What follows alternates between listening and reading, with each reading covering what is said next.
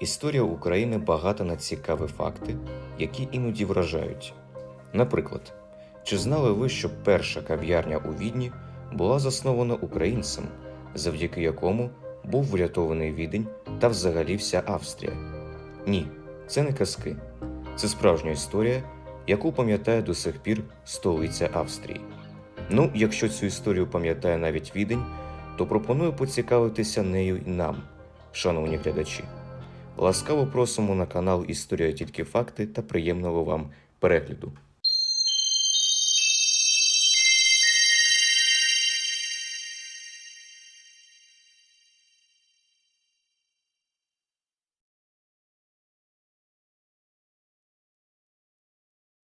Юрій Франц Кульчицький народився у 1640 році у селі Кульчиці тодішнього Руського воєводства у складі Речі Посполитої.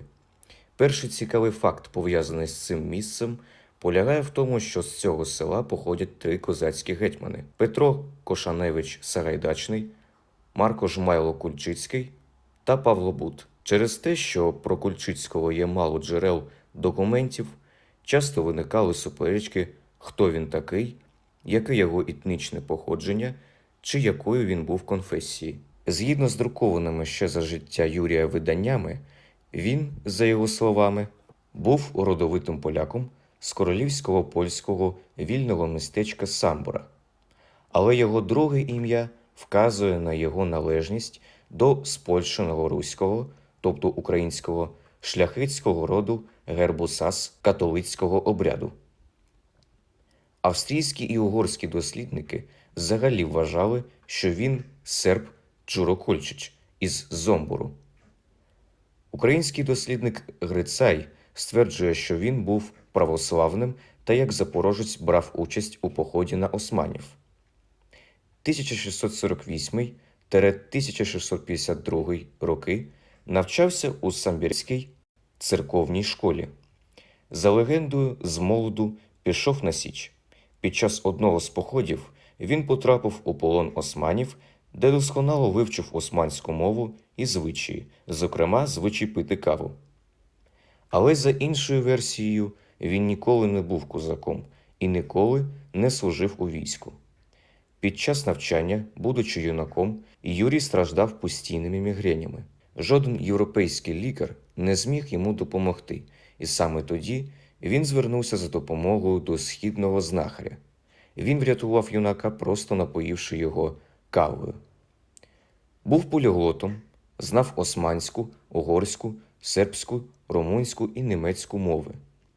У 70-х роках 17 століття працював перекладачем для белградського відділення Віденської східної торгівельної компанії. Збогатившись на цій посаді, перебирається до Леопольдштату, а згодом і до самого Відня. Там він відкрив власну торгову компанію. У 1678 році став надвірним австрійським кур'єром між Габсбурзькою монархією та Османською імперією. Але як цей чоловік врятував цілий Відень та як напоїв європейську столицю кавою? 1683 рік. Султан Османської імперії Мехмед IV почав війну з Габсбургами. 7 червня того ж року османи прийняли рішення йти на Відень із завойованої Угорщини. 14 липня почалась облога столиці. 16 тисяч вояків з боку Австрії оборонялися проти 200 тисяч османів. Через тривалу облогу у місті почалися епідемії, голод. Міська влада вже хотіла здати столицю ворогу, але Рюдигер Штарнберг попросив про невідкладну допомогу цисаря Леопольда І і герцога Карла V Лотаринського. Необхідно було послати когось, хто знав би османську мову і османські звичаї. Така людина знайшлася. Нею був саме Юрій Кульчицький. Саме він відгукнувся пробиратися через табір османів, щоб зв'язатися з герцогом Лотаринським Карлом V. Разом зі слугою сербом Юрієм Михайловичем вони відправилися у цю небезпечну подорож. Під час цієї місії, коли герої наближалися до Дунаю, який треба було переплести, кур'єри були обстріляні австрійцями, які прийняли їх за османів. Але все-таки вони змогли зв'язатися з герцогом Лотаринським. До Відня направилася швидка військова допомога. Коли Кульчицький повернувся, обложені дали знати про це австрійським військам сигнальними ракетами з вежі собору Святого Штефана. Замість того, щоб підкоритися ворогу, Відень продовжив боротьбу. А вже 12 вересня європейські союзники на чолі з Яном II Собеським остаточно зняли облогу столиці. Вдячні городяни визнали Кульчицького героєм. Його нагородили чималою сумою грошей, подарували будинок. 10 січня 1684 року на своє прохання він отримав титул цисарського перекладача з османської мови. Із трофеїв, здобутих у османів, Кульчицький отримав 300 мішків кави. Після перемоги Кульчицький заснував у Відні кав'ярню під синьою пляшкою. Там каву подавали за особливим рецептом, який називають «віденська кава». Спочатку Кульчицький готував класичну каву, але такий варіант не дуже подобався австрійцям. Тоді Кульчицький почав експериментувати, додавати цукор, потім молоко. Відтак, кава Кульчицького сподобалася віденцям. Поступово кількість шанувальників кави стала зростати. Часто стверджують, що відкрита 1683 року кав'ярня Кульчицького була першою у Відні.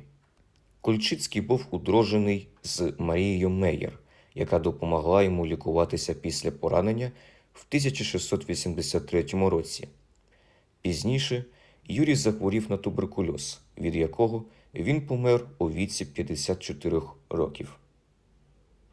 Він був похований із великими почестями на центральному кладовищі Відня собору Святого Штефана. 12 вересня 1883 року, на день річниці Віденської відсічі, у Відні на вулиці Фаворітенштрассе, 64 та провулку Кульчицькі-Гасе було відкрито пам'ятник Кульчицькому.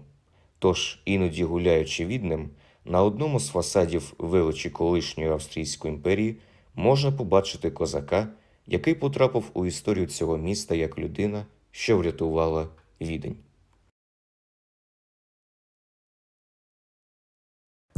Ось і завершилася ця історія. Якщо вам справді сподобалося це відео, то поставте вподобайку. Підпишіться на канал. Скоро на цьому каналі з'явиться ще більше україномовного контенту. Треба просто трошки почекати. Ну а на цьому в мене все. Повчайте історію та пам'ятайте, що сказав Тарас Григорович Шевченко. І чужому научайтесь, і свого не цурайтесь. До зустрічі!